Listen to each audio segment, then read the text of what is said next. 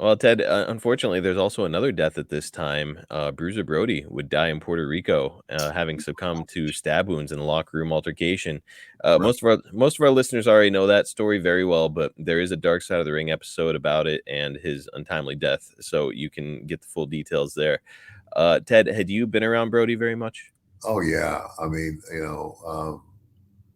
he and Stan Hansen had been tag team partners, Hmm. and and Brody's another guy who, uh, if I'm not mistaken, Brody's another guy who, I mean, I don't know if he went to West Texas State or he tried to go, but um, I mean, the first day I went to when I you know when Dick Murdoch talked to Bill Watts and said, hey, told him about me and everything, and we'd like to, we can start him. He's been refereeing and starting. Bill said, great, bring him.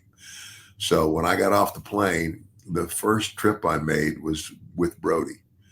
I mean, he actually picked me up at the airport, and I rode with him in a car. I think it was Alexandria, which is about 100 miles from Shreveport, was where that match was. And so it's like right out of the bat, my first road trip is with Bruiser Brody.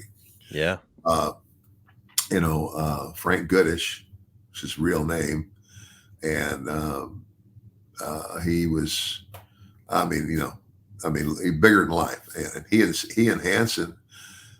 Stan Hansen were probably one, if I would say the most famous foreign wrestling team that Japan ever had in all Japan wrestling. When you heard about the way and the circumstances under which Brody passed away, what was I your was, reaction? I was just sick. I mean, just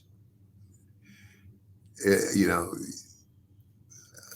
I mean, for a guy of his stature, uh, to die that way, and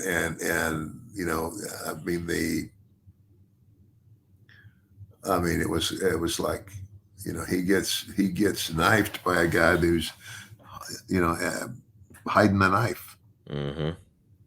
and it wasn't like, hey, come on, let's fight. It's like, because they had had a confrontation, and Brody ain't going to back up from anybody, No.